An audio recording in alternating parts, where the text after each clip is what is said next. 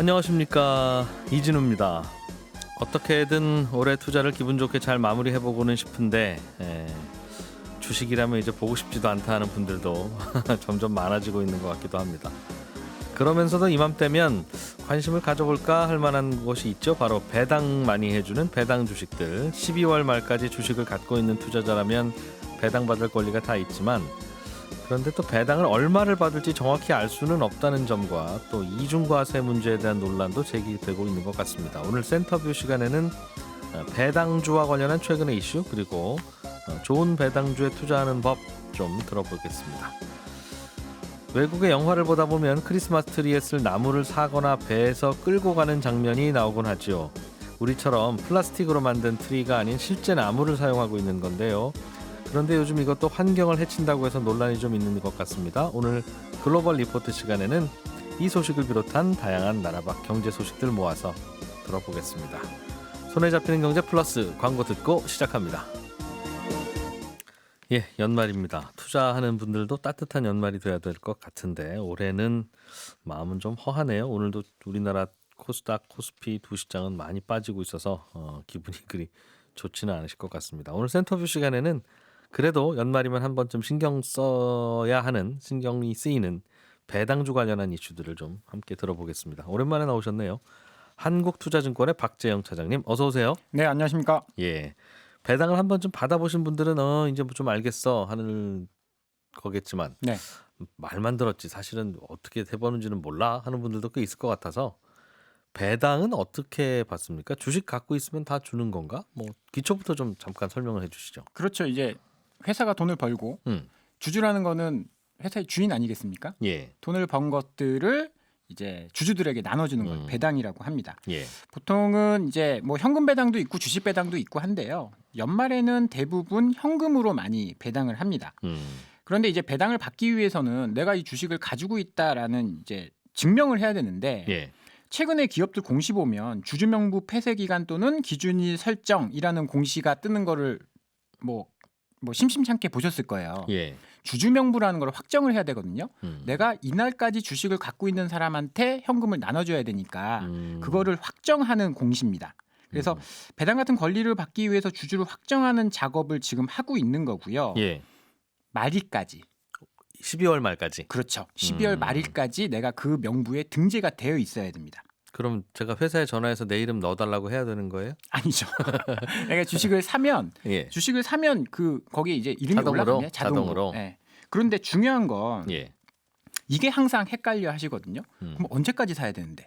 그리고 언제까지 갖고 있어야 되는데? 그렇죠. 얼마나 갖고 있어야 되는데? 그런 건데. 학교 다닐 때는 출석 부를 때 앉아 있으면 되는 건데. 네. 그런데 지금은 이제 단 하루만 갖고 있어도 배당을 받게 됩니다. 그런데 이게 헷갈리는 게, 주식은 내가 지금 산다고 해서 그 권리가 바로 들어오는 게 아니거든요. 실제로는 권리가 생기는데 이틀이 걸립니다. 그러면 이틀 전에 사야 된다. 그렇습니다. 이게 이제 배당락이라는 것과 연결이 되는데, 올해는 마지막 거래일이 이제 29일이 됩니다. 12월 29일이 마지막 거래일이면 12월 29일 날 내가 주식을 들고 있으면 되는 건데. 그렇죠. 근데 권리가 이틀 뒤에 들어오니까 27일에는 사서 장바구니에 담아놔야. 그렇죠. 그래야 29일 날 이틀 후에 내가 자격을 갖게 되는 거군요. 그렇죠. 그래서 28일은 배당락이라고 하거든요. 떨어질 낙자를 써서 이 주식에는 이제 배당을 받지 못한다. 올해 배당은 받지 못한다. 27일 날 갖고 있는 사람은 받고, 그렇죠. 28일 날 갖고 있는 사람은 못 받고. 그래서 배당락이라고 해서 이제 그때는 주식이 좀 떨어져요. 주가가 좀 자동적으로 떨어집니다. 왜냐하면 배당을, 예를 들어서 10,000원짜리 주식이 작년에 400원 배당했다. 그러면 그 주식은 400원 현금을 하루만 들고 있어도 받을 수 있으니까. 화요일까지 들고 있으면 되니까. 그렇죠. 수요일 날 파는 그 주식은 싸게 팔아야 되겠군요. 그렇죠. 배당을 감안해서 이제 아마 주가가 거래될 가능성이 매우 높습니다. 그래서 배당만큼 떨어져서 이게 28일 날 왜 갑자기 주가가 떨어져서 출발하냐, 이렇게 의아해하시는 분들도 계실 텐데, 그건 배당락이 반영됐다라고 보시면 될 것 같고요. 그러니까 화요일까지 주식을 다 사야 배당받을 수 있고. 하루만 들고 있으셔도 됩니다. 배당락 당하기 싫고 나는 배당도 받기 싫고. 그런 분들은 화요일까지는 파셔야 되고. 그렇죠. 27일까지는 매도를 하셔야 됩니다. 그래야 28, 29일 이틀에 걸쳐서 뭔가 장부 정리가 된다. 맞습니다. 알겠습니다. 화요일이군요. 올해는. 네. 그러면 예. 네. 배당이 실제로 내가 현금을 언제 받느냐도 중요하지 않습니까? 그렇죠. 배당금이 언제 들어오느냐 내 계좌에. 네, 그게 실제로 중요한 거잖아요. 내 주머니에 돈이 언제 들어오냐가 중요한 건데. 그거 받으려고 산 거니까요. 예. 배당금 같은 경우에는 이제 주주총회의 결정에 따라서 배당금이 나오게 되는 거거든요. 예. 그래서 대부분의 기업들이 뭐 2, 3월 달에 하는데 3월 달에 주총이 많이 열려요. 3월 달에 주총이 열리고 통상적으로 주총이 끝난 뒤에 한 달 내에 지급하게 되어 있거든요. 이건 법적으로 그렇게 되어 있습니다. 그래서 보통 4월 달에 배당금이 나오게 된다라고 보시면, 늦어도 4월 안에는 나오게 된다라고 보시면 될 것 같고요. 그래서 막 이제 4월 달에 뉴스 막 보다 보면 4월 달에 한국의 경상수지가 적자가 난다 뭐 이런 이야기 좀 들으신 분들도 있으실 거예요. 예. 왜냐하면 그때 외국인들도 배당을 받거든요. 그 배당 받으면 달러로 바꿔서 빠져나가는군요. 그렇죠. 송금을 하다 보니까 우리나라가 지금은 무역 수지가 적자지만 뭐 거의 계속 무역 수지는 흑자였어요. 그래서 경상수지가 적자가 날 일이 잘 없었는데 이런 것 때문에 4월에는 종종 무역 수지가 적자가 나기도 한다라는 건 상식적으로 좀 알고 계시면 좋을 것 같습니다. 그러면 배당금은 가만히 있으면 들어오는 겁니까? 아니면 돈 달라는 신청도 어디서 하든가 받든가 뭐 은행 계좌를 따라 알려주든가 해야 됩니까? 그냥 가만히 놔두면 그 자기 이제 주식 계좌로 들어오게 됩니다. 그리고 뭐 주식 오래 하신 분들은 그 편지가 와요. 이번 달에는 배당금이 얼마 나오고 뭐 어떻게 됩니다라는 편지들도 다 친절하게 보내줍니다. 증권사가요? 아니면 배당 받을 회사가요? 이게 배당해줄 회사가요? 수탁회사가 보내주거든요. 예를 들어서 뭐 무슨 은행이라든지 예탁원 뭐 이런 데서 수탁 업무를 하는 은행들이 있습니다. 그 은행에서 아마 편지를 보내준다. 네. 가만히만 있으면 된다는 거죠, 그러니까. 네, 가만히 있으면 들어옵니다, 계좌로. 혹시 뭐 확인해봐야 되고 깜빡 안 들어오고 그런 경우는 없다는 거죠. 그런 경우는 제가 아직까지 18년 동안 한 번도 못 봤습니다. 알겠습니다. 네. 그런데 그러면 화요일까지 배당을 많이 해줄 만한 주식을 사면 되겠구나 싶은데 문제는 이제 수요일 아침에는 그러면 그 배당 받을 금액만큼 주가는 빠져서 시작한다는 거 아니겠어요? 네네. 그걸 이제 배당락이라고 하는데 마치 별책 부록 좋은 거 나왔는데 그거 안 주는 책은 싸게 사야 되듯이. 맞습니다. 네. 그래서 그게 좀 주식하시는 분들은 헷갈리실 수가 있어요. 얼마나 떨어지고 뭐 어떻게 될 거냐. 근데 이런 것들을 한국거래소에서 공시를 합니다. 뭐 다음 주 월요일이나 화요일 정도에 이론 현금 배당락 지수라는 걸 거래소에서 발표를 하거든요. 그러니까 과거의 배당을 감안해서 올해는 어느 정도 배당을 할 계획인지 지수는 어느 정도 떨어질 것인지 예측해서 발표를 하는데 이 지수를 참고하면 배당락일에 주가가 배당 감안해서 어떤 수준인지 확인하는 데 도움이 돼요. 참고로 작년에는 배당락 지수가 1.39였습니다. 그러니까 전일 대비해서 1.39% 하락해서 출발하는 게 이론상 맞다라고 보면 될 것 같고요. 올해는 뭐 사실 이익이 조금 줄어들어서 배당이 좀 줄어든다라고 한다면 뭐 요 지수가 조금 더 낮아질 수도 있는 거고요. 배당락이 크지 않을 수는 있다. 네. 그래서 일단은 뭐 배당과 관련돼서는 금융소득이 많은 투자자 같은 경우에는 배당을 받을지 말지를 한번 좀 따져봐야 되거든요. 금융소득 종합과세가 이제 2천만 원. 내가 그러니까 금융소득으로 2천만 원 이상 된다라고 하시는 분들은 그거하고 배당하고 무슨 관계가 있습니까? 왜냐하면 배당도 세금을 내야 되거든요. 근데 금융소득 종합과세에 걸리면 세금이 더 늘어나게 많아요? 됩니다. 더 많아지게 됩니다. 이자 소득세 떼는 거, 배당 소득세 떼는 거 말고 더 많아요? 그렇죠. 더 많아지게 되는데 예를 들어서 배당락이라는 걸 감안하면 내가 400원을 배당받고 내일 주가가 400원 떨어지면 그렇지만 400원 떨어진 거에 대해서 뭐 세금이나 이런 거를 감안해주지 않지 않습니까? 싸게 사니까. 그렇죠. 차라리 배당을 포기하고 배당 받은 만큼만 싸게 사면 되니까, 싸게 살 수 있으니까. 어찌 보면 그게 더 유리할 수 있는 거죠. 그러니 세금을 배당 소득세 또는 금융소득 종합과세 이거 안 당해도 되니까. 그렇죠. 그래서 세금을 많이 내시는 분 같은 경우에는 연말에 주식을 팔았다가 배당락에 다시 사시는 분들도 꽤 많다. 그게 나으니까. 배당을 감안해서 보셔야 된다라는 겁니다. 그러면 생각보다 배당락이 많지 않을 수도 있겠네요. 이론적으로는 그런 분들이 많으면 화요일 날 팔고 수요일 날 아침에 사야지 하는 분들이 많으면 수요일 날 아침에 시초가가 그럴 수도 있는 거죠. 조금 올라올 거 아니겠습니까? 무조건 배당락만큼 떨어진다라고 볼 수도 없는 겁니다. 알겠습니다. 그래서 투자하신 분들은 여러 불편한 것 중에 올해 배당을 얼마를 해줄지를 도대체 알 수가 없어서 네. 그냥 작년만큼 하겠거니라고 예상해야 되는데 어떤 때는 깜짝 배당이 많이 나오고 네. 또 어떤 때는 작년만큼도 안 해주고 배당 낙은 작년만큼 당했는데 네.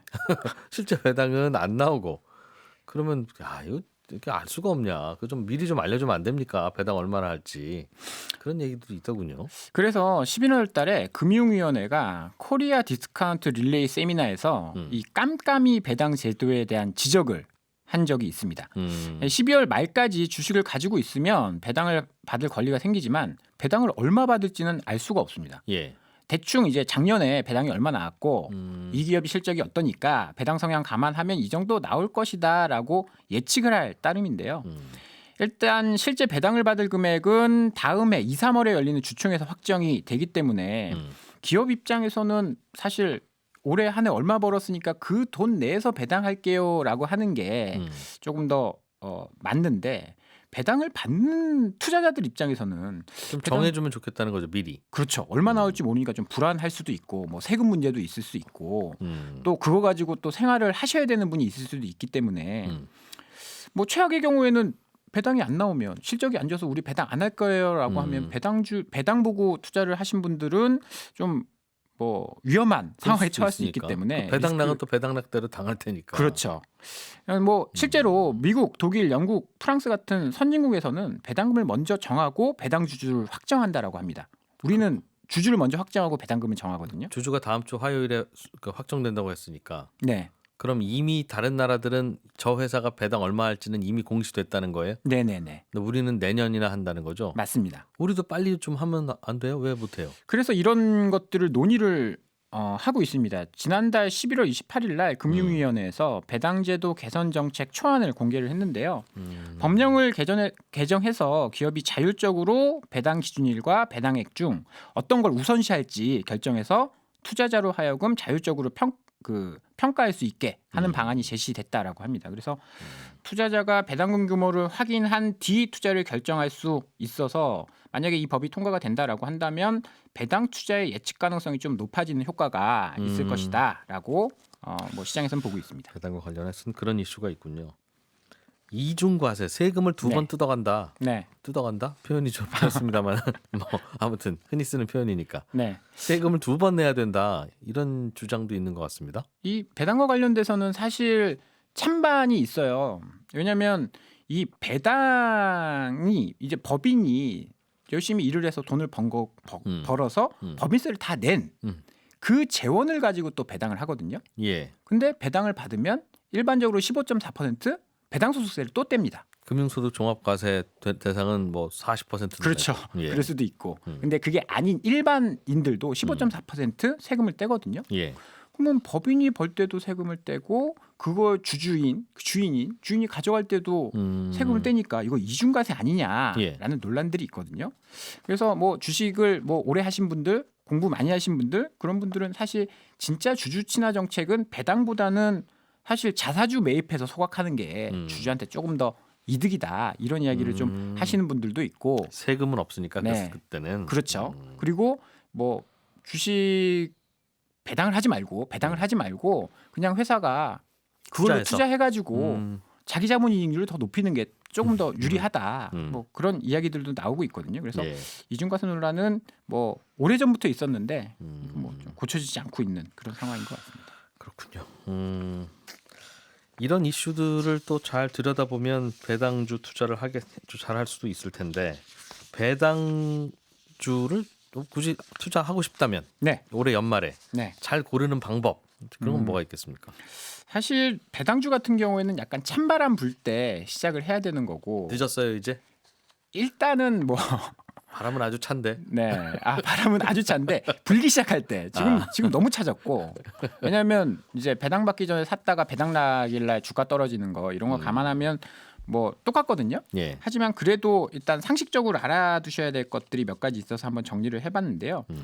무작정 배당을 많이 주는 종목보다는 배당 성향, 배당이 성장하는 기업. 네. 우리들은 이제 배당 성장주라고 부르거든요. 그런 기업을 선택하는 게 좀 더 나을 수 있다. 왜냐하면 배당을 많이 주는 종목들은 이게 다 알려져 있기 때문에 배당 낙일 날 주가가 많이 떨어집니다. 툭 떨어져. 네. 툭. 이 기업은 뭐 배당을 뭐 작년에 10% 했으니까 올해도 10% 하겠지라고 하면서 10% 배당 받고 배당 낙일 날 주가가 10% 떨어지는 경우가 생기거든요. 그러면 이제 이래저래 본전인데. 그렇습니다. 세금 생각하면 오히려 손해인데. 맞습니다. 그래서 뭐 금융소득 종합과세라도 해당된다면 더 큰 손해고. 세금 폭탄을 맞을 수도 있는 거고요. 그리고 앞서 이야기했듯이 배당금은 올해 수익 기준으로 결정되기 때문에 올해처럼 올해 경기가 안 좋지 않습니까? 예. 기업의 이익이 감소하는 구간에서는 생각했던 것만큼 배당이 안 나올 수 있다. 네, 안 나올 위험이 있습니다. 배당락은 작년만큼 떨어졌는데 오히려 이익이 줄어들어서 배당을 적게 받는다든지. 그러면 그러나 저러나 화요일까지 그냥 팔아야 되겠군요, 오히려. 꼭 그렇게 이야기하기는 어려운. 뭐 배당락이 예. 꼭 예상만큼 떨어지란 법은 없으니까. 그래서 이런 위험을 좀 피하기 위해서는 배당이 꾸준히 성장하는. 예를 들어서 똑같이 배당하는 게 아니라 이 기업은 이익이 계속 늘어난다든지. 올해 작년에는 300원, 올해는 320원, 그렇죠. 내년엔 350원 이렇게. 맞습니다. 뭐 그래서 그러면 이제 배당락은 보통 작년 기준으로 배당락이 되는 경우가 많거든요. 예. 근데 올해 320원 배당을 하고 작년에 뭐 300원 했다라고 한다면 배당락보다는 배당이 좀 더 높게 나올 가능성이 있기 때문에 네. 꾸준히 배당이 증가하는지 그다음에 실적이 증가하는지 한번 살펴보고 투자를 하시는 게 현명한 투자 방법이 될 수 있을 것 같습니다. 예. 그리고 또 하나를 말씀을 드리면요. 실적이 좋은 건 당연합니다. 실적이 좋아야 배당을 할 수 있겠죠. 그건 뭐 당연한 얘기고. 네, 근데 이제 배당 가능 이익 관점에서 봤을 때는 배당은 결국 잉여 현금성 자산에서 배당을 하는 거거든요. 예. 현금 흐름이 꾸준히 늘어나야 된다라는 겁니다. 그래서 순이익과 현금 흐름의 차이가 뭐냐라고 이야기를 하실 수도 있는데요.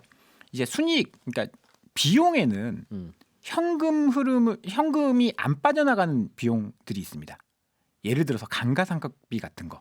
내가 건물을 가지고 있는데 네. 이거 10년 뒤에 다시 사야 되니까 내가 이제 10년 분할로 이거 비용으로 처리할 거야. 네네. 이런 예. 비용들은 그 이제 손익에는 들어가는데 네. 현금 흐름에는 반영이 안 되거든요. 그러니까 순이익이 50억인 기업이 실제로 돈은 100억쯤 벌었을 수 있다는 거죠. 그럴 수 있습니다. 그래서 현금 흐름이 높은 그런 양호한 회사들을. 네, 이런 기업들이 배당을 많이 할 가능성이 있고요. 대주주가 주식담보대출 많이 받거나 이런 경우에도 참은 배당 많이 할 수도 있다던데 그건 무슨 얘기입니까? 네, 최근에 금리가 많이 올랐습니다. 예. 저도 사실 이제 대출이자 냈는데 좀 힘들죠. 힘든데 그래서 이게- 나오셨잖아요. 사람 사는 거 다 똑같은 것 같습니다. 네. 저희 일반인들도 대출 때문에 힘든데 대주주들도 그렇다라는 거죠. 원래 대주주들은 사실은 주식밖에 없는 경우가 많기 때문에 네, 무슨 돈 쓸 일 있으면 다 주식담보대출을 받죠. 그런 기업들이 꽤 많습니다. 그러면 주식담보대출 금리도 올랐기 때문에 많이 올랐겠죠. 그들이 현금을 하려면 어디서 나올 데가 없잖아요. 주식을 팔거나 해야 되는데 아니면 연봉을 올리거나 네. 배당을 많이 할 수 있다 그때. 그렇죠. 네. 배당 성향을 높일 수 있는 겁니다. 그래서 뭐 대주주 중에 주식담보대출이 많은 이제 기업이라든지 예. 아니면 뭐 상속세를 내야 되는 이슈가 있는 기업이라든지 이런 기업들은 이제 배당을 좀 늘릴 가능성이 있거든요. 뭐 몇 년 전에 뭐 삼성도 갑자기 특별 배당해서 배당을 엄청 많이 줬지 않습니까? 예. 뭐 그런 것들을 감안했을 때는 대주주가 돈 필요하면 그런 네. 회사도 노려볼 만하다. 맞습니다. 이게 배당을 높일 수 있는 지혜가 될 수 있는 겁니다. 그 최근에 여야가 그 금투세 관련해서 합의를 했는데 네. 2년 유예하기로 했으니까 달라지는 건 없고 그러니까 네. 이제 주식 사고 판돈에 대해서 당장은 세금을 안 매기겠다는 거예요. 2년 동안은. 네. 근데 연말에 대주주 요건을 10억 원으로 그대로 유지하기로 네. 해서 특정 종목을 10억 원 넘게 갖고 있는 분들은 팔아야 되는 거다 이런 얘기도 있던데 무슨 얘기입니까 이건? 그게 대주주 요건이 되면요. 양도세를 내야 되거든요. 네. 원래는 그냥 거래세만 내면 됩니다. 음흠. 거래세 뭐 0.25 이거만 네. 내면 되는데 10억 원이 넘어 이게 또 문제가 뭐냐면요. 가족 합산이에요. 가족 합산이면 우리 아버지가 삼성전자를 10억 가지고 있다. 그러면 제가 조금만 가지고 있어도 제가 팔면 이게 증권거래세가 아니라 양도세를 내야 되는 그런 이슈가 발생합니다. 가족들 합쳐서 특정 종목을 10억 원 이상 갖고 있으면 그렇죠. 그 연루된 가족들은 내년에 다 연루라고 표현하시면 약간 무슨 범죄 같은데. 네. 예. 그래서 뭐 증권거래세는 사실 금액이 크지 않은데 양도세는 이야기가 달라질 수 있거든요. 남들 안 내는 세금 내야 된다는 거죠. 네, 내년에. 그래서 소형 종목 같은 경우에는 그래도 그렇게 좀 들고 계신 분들이 많기 때문에 10억 원 이하로 줄여놔야 된다. 네. 언제까지 팔아야 되는 겁니까? 그럼 그것도 화요일까지 팔아야 돼요? 연말까지 파시면 됩니다. 연말까지. 화요일 네, 그렇죠. 배당락까지 권리. 화요일까지 다 팔아야 된다. 맞습니다. 그러니 그런 매물도 그럼 다음 주 월요일 화요일에는 꽤 나오겠네요. 그래서 연말에는 뭐 중소형들이 좀 안 좋다라는 이야기도 있고요. 그리고 연초에 또 반대로 그렇게 되면 팔았던 사람들이 다시 사야 되는 이슈가 있거든요. 괜히 팔았던 거 사야 되는. 그렇죠. 그래서 1월 효과라는 것들이 1월엔 중소형주가 좀 상대적으로 강하다. 그런 그렇습니다. 일들이 있을 수 있습니다. 그런저런 걱정 안 하시는 분들은 오히려 화요일 날 또 사는 것도 나쁘지 않겠네요. 그렇죠. 그거를 노리고 네, 저가에 들어가서 고가에 팔고 저가. 나오는 전략을 쓸 수도 있는 겁니다. 그렇군요. 예, 한국투자증권의 박재영 차장과 함께 연말에 남은 이슈 배당주에 관한 이런저런 얘기 나눠봤습니다. 고맙습니다. 네, 감사합니다. 올 한 해도 고생 많으셨고요. 저희는 광고 듣고 잠시 후에 2부 순서로 바로 이어가겠습니다. 2부에서 뵐게요. 예, 바쁘게 살다 보면 놓치기 쉬운 나라 밖 경제 소식들을 두루두루 꼼꼼하게 챙겨보고 살펴보는 글로벌 리포트 시간입니다. 해담경제연구소 어예진 소장님 어서 오세요. 네, 안녕하세요. 내일이 크리스마스 이브인데 그래서 갖고 오신 소식 같군요. 네. 크리스마스 트리와 관련한 이런저런 이야기. 외국에서는 크리스마스 시즌이 오면 우리나라처럼 플라스틱 트리 안 사고 네. 직접 동네에서 베어다가 그렇게 한다나 봐요. 근데 본인이 뭐 직접 베는 경우는 별로 없고요. 하여튼 진짜 나무 쓴다. 네, 그렇습니다. 뭐 미국, 영국, 독일 같이 뭐 이런 서양에서는 뭐 널찍한 주택에서 대부분 살아서 그런지 모르겠는데 예. 진짜 나무를 사다가 트리를 꾸미는 가정이 많습니다. 근데 진짜 나무로 하면 그 집안의 그런 전나무 향이 은은하게 이렇게 퍼져가지고 괜히 기분도 좀 자연에 있는 것 같은 그런 기분이 들죠. 예. 영국에서만 매년 800만 그루 이상, 와. 미국에서만 약 2,500만에서 3천만 그루 이상의 트리 나무가 팔리고 있습니다. 그러니까 매년 트리 마켓이 열려요. 이거는 거의 뭐 한 세 집에 한 집은 이렇게 산다는 뜻이네요. 그렇죠. 얼추. 예. 네. 근데 이 야외 이 트리 마켓이 열리면 야외에 뭐 크기별로 뭐 2m에서 뭐 3m까지도 있고요. 네. 뭐 나무의 품종별로 이렇게 나무들이 쫙 진열이 돼 있습니다. 그러면 다들 이제 가족 단위로 와서 정말 신중하게 가지마다 잎이 풍성한지 아니면 모양은 어떤지를 따져서 집으로 실어 옵니다. 그거는 자기 차에다 싣고 가요? 뭐 배송해 주는 곳도 있긴 한데 대부분은 차 위에다 이렇게 턱 놓고 스키처럼 매달고. 네, 그리고 이제 밧줄로 이제 사방을 묶어서 이고지고 이렇게 옵니다. 예. 근데 이 마켓에서 판매되는 트리 나무들은 주로 이 대규모 트리 농장에서 10년 이상 재배된 나무들이에요. 근데 말이 농장인지 숲과 다름이 없죠. 근데 여기는 그래서 이어 달리기 하듯이 계속 나무를 심어줘야 해서 이 탄소 배출이 많은 뭐 목장이라든지 그런 작물을 생산하는 농장으로 사용될 수도 있는 땅을 이 트리 농장을 해서 매우 유용하게 이용하고 있다 이런 점에서 칭찬을 많이 받고 있어요. 근데 도시와 가까운 지역 같은 경우도 뭐 주택 개발이라든지 쇼핑몰이나 뭐 주차장으로 쓸 수 있는 곳인데 트리 농장을 하면 오히려 환경에도 도움이 된다 이런 얘기죠. 근데 물론 이제 재배 과정에서 뭐 살충제라든지 제초제, 비료 사용이 많다는 단점도 있습니다. 네. 그런데 트리 농장 자체가 뭐 생물의 다양성에도 도움을 줄 수 있고 지속적으로 베어내지만 또 지속적으로 심기 때문에 네. 탄소 흡수에 이점이 된다 이렇게 여겨지고 있어요. 근데 이제 다만 이 트리 한 그루당 수명이 짧을 거 아니에요. 예. 그러니까 그 국가가 목표로 한 그 탄소 서약 중에 나무 심기 이런 것도 포함이 돼 있는데 거기에는 카운트가 되지 않는다 그래요. 이렇게 심은 나무는 어차피 금방 잘릴 거니까 네. 탄소 배출을 줄이는 효과는 별로 없다고. 그렇게 알겠습니다. 그럼 이렇게 하면 크리스마스 시즌 지나면 그냥 버립니까?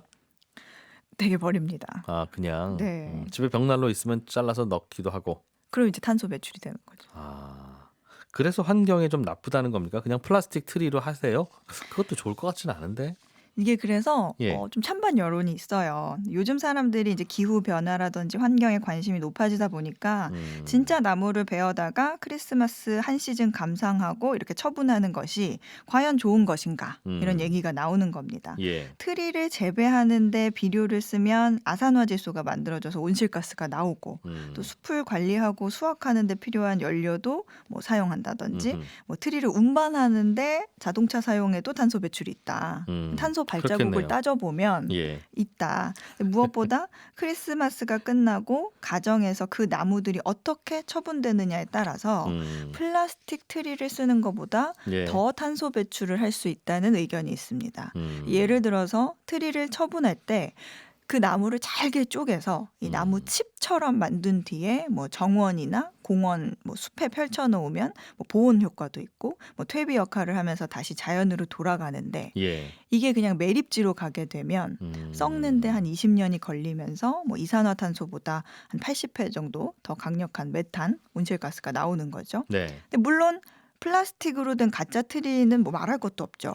만들어지는데도 탄소 배출이 있고 처분할 때도 매립을 하기 때문에 분해되는 데만 수백 년이 걸리죠. 예. 그런데 한편에서는 이 플라스틱 트리를 충분히 오래 재사용할 경우에는 내년에 또 쓰고 내년에 또 쓰고. 그렇죠. 진짜 나무를 매년 한 그루씩 여러 그루 구입하는 것보다 탄소 배출량이 적을 수도 있다. 이런 연구도 있습니다. 차라리 플라스틱이 나을 수도 있다. 올해만 네. 자주 쓰면. 네, 플라스틱 트리의 탄소 발자국을 따져보면 진짜 나무 트리의 약 7배에서 20배 정도로 추정하고 있는데 이거는 진짜 나무 트리가 사용 후 매립지로 갔는지 아니면 사람들이 얼마나 멀리 가서 나무를 구해왔는지 이런 요인에 따라 달라진다는 거죠. 플라스틱 트리 안 쓰고 먼 농장에 가서 실어오면 네. 오가는 자동차 매연 이거 생각할 때 친환경이지 않다. 네. 그러니까 늘 말씀드리는 게 그 유럽인들, 미국인들 요즘 친환경 한다고 무슨 그 뭐 탄소세 걷고 뭐 그 친환경으로 철강 만들라고 하고 뭐 그러지만 결국은 본인들이 이 환경 망치는 거잖아요. 유럽, 미국 빼고 누가 이렇게 크리스마스 때 나무 베다가 집에다 꽂아놓고 그 한철 쓰고 버리고 그거 합니까? 어쨌든 제가 안 그랬습니다. 어쨌든 뭐 성탄절 기분 즐기려는 마음은 이해는 되는데 네. 요즘에는 나무값도 많이 올랐다면서요? 그 트리 값도? 네, 미국의 경우에는 영향을 확실히 받은 것 같아요. 이 전미 크리스마스 트리 협회가 또 있어요. 근데 여기에 따르면 지난해 약 2,100만 그루의 크리스마스 트리가 판매됐는데 한 그루당 평균 $70에 팔렸다고 합니다. 그런데 와, 10만 원이네요. 네, 그런데 올해는 인플레이션 그리고 공급량이 적어서 가격이 한 10% 더 올랐다고 그래요. 여느 농장들처럼 생산 비용이 오른 게 있고요. 또 비료값 올랐죠. 연료값도 올랐죠. 예. 그리고 기타 공급품 가격도 올라서 소매 가격이 오른 영향이 있고요. 나무 자체도 10년 전부터 이 작황이 좀 줄면서 가격이 오르는 요인이 됐습니다. 그래서 최근에 이제 외신 기사들을 좀 보면 트리 가격이 너무 올랐다. 여기 싸게 해결하는 방법이 있다 하면서 소개를 하고 있는 내용이 있는데 좀 흥미로워요.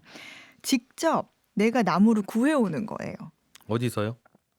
미국 같은 경우에는 정부가 허락한 국유림 같은 숲에 가서 트리로 꾸밀 나무를 베어오는 가정이 생각보다 많습니다.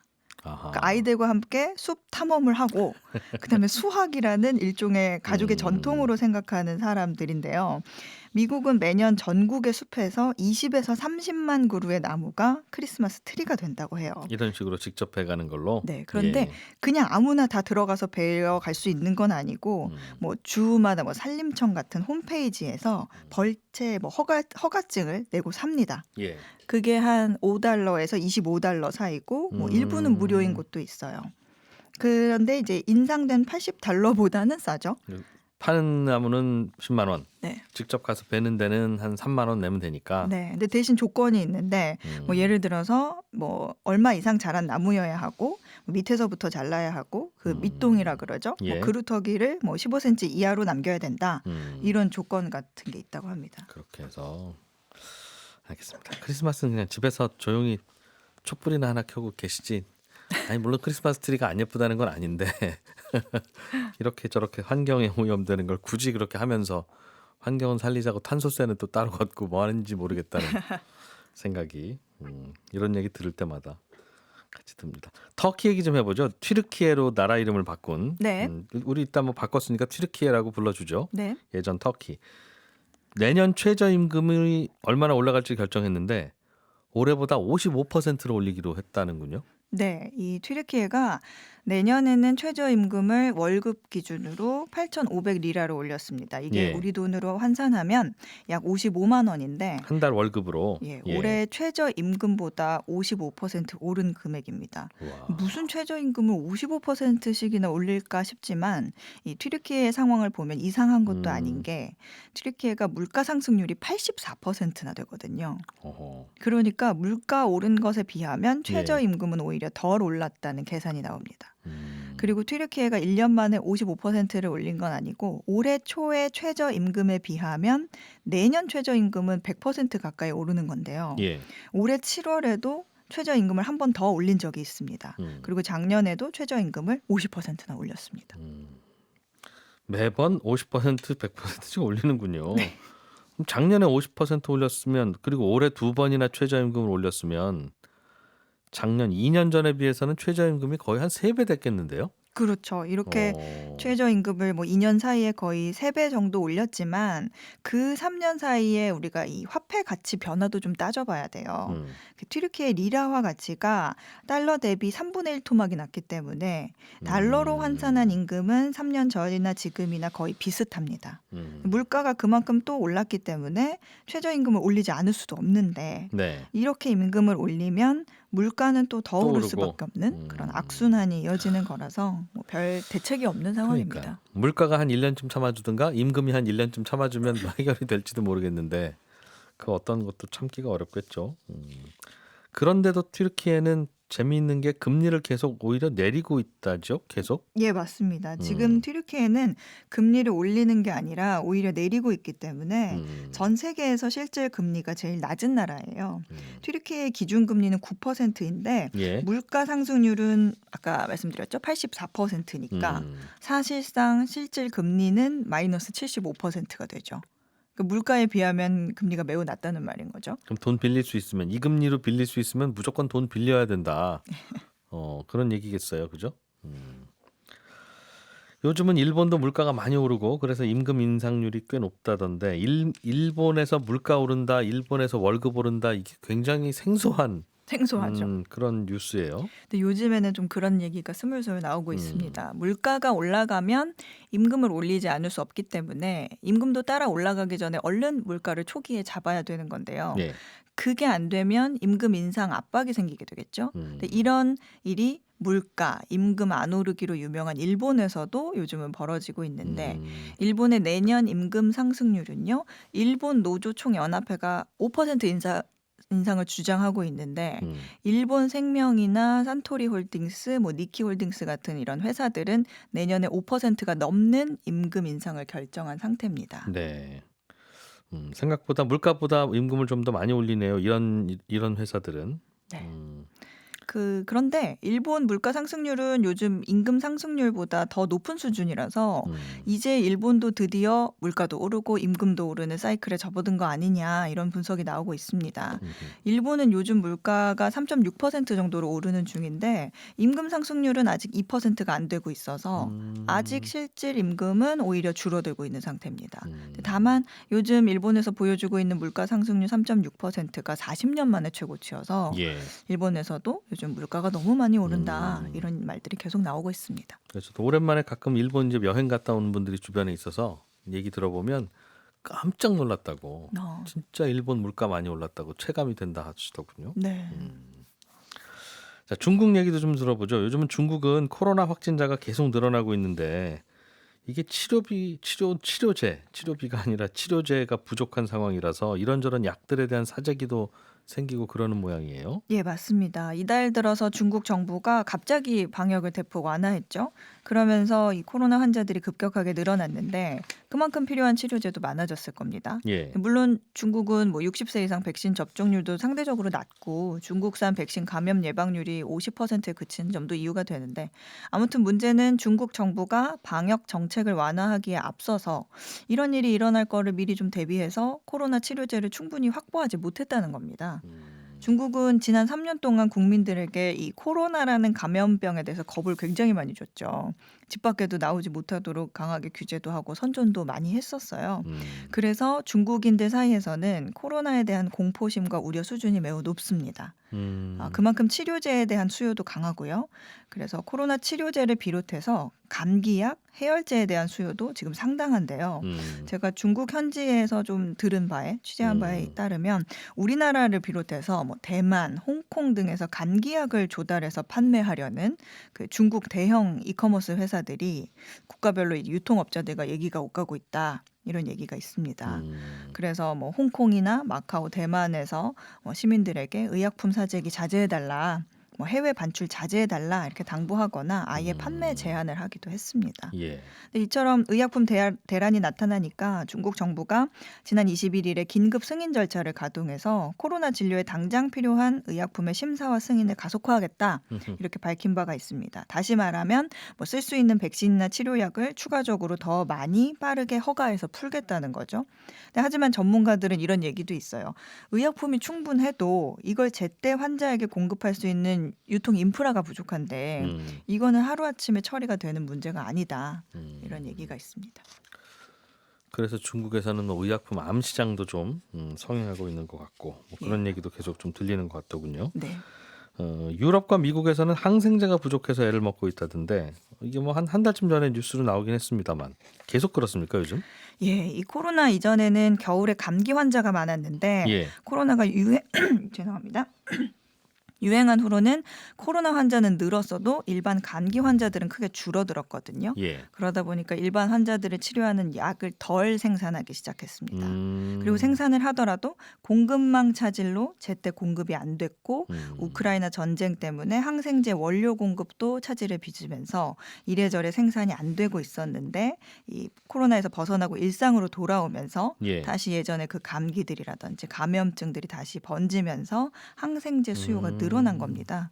그런데 이 항생제 제조사들은 생산 라인을 줄인 상태여서 예. 다시 늘리려면 몇 개월이 필요한 상태입니다. 그런 상황에서 수요가 늘어나다 보니까 이 부족 사태가 계속되고 있는 거죠. 석유값 오르는 거하고 비슷하군요. 다들 친환경으로 간다고 해서 에이, 유전 뚜껑 덮어 됐어. 그러네요. 네. 그랬다가 야, 다 필요하대라고 하면 다시 뚜껑 열고 하고 하는데 시간이 훨씬 많이 걸리니까.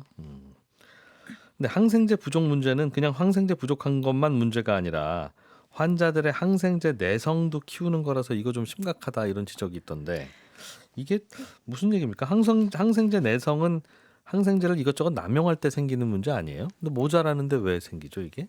이게 항생제를 쓸 때나 안 쓸 때나 가리지 않고 항생제를 쓰면 정작 필요할 때 항생제가 잘 안 듣는 걸 내성이 생겼다고 하는데요. 예. 항생제가 부족하게 되면 항생제를 써야 할 질병이 생겼을 때 딱 거기에 맞는 항생제를 못 쓰고 부족하니까 네. 다른 항생제를 쓰게 되는데 그러다 보면 딱 맞는 게 아니니까 이것저것 항생제를 여러 개를 처방하게 됩니다. 그래서 내성이 쉽게 생기는 문제가 발생을 하는데 이게 좀 걱정스러운 문제가 되고 있죠. 딱 17번 항생제 있으면 저거 쓰겠는데 네. 저게 없으니까 13번 하나, 19번 하나, 27번 하나 이렇게 처방한다는 거군요.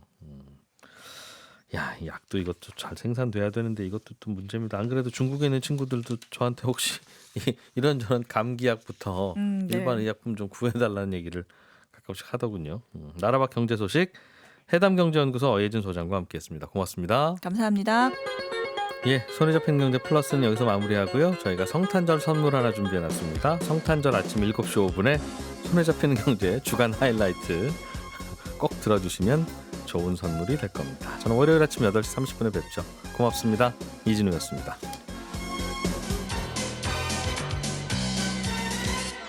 더 깊고 더 재미있는 경제 이야기 이진우의 손에 잡히는 경제 플러스.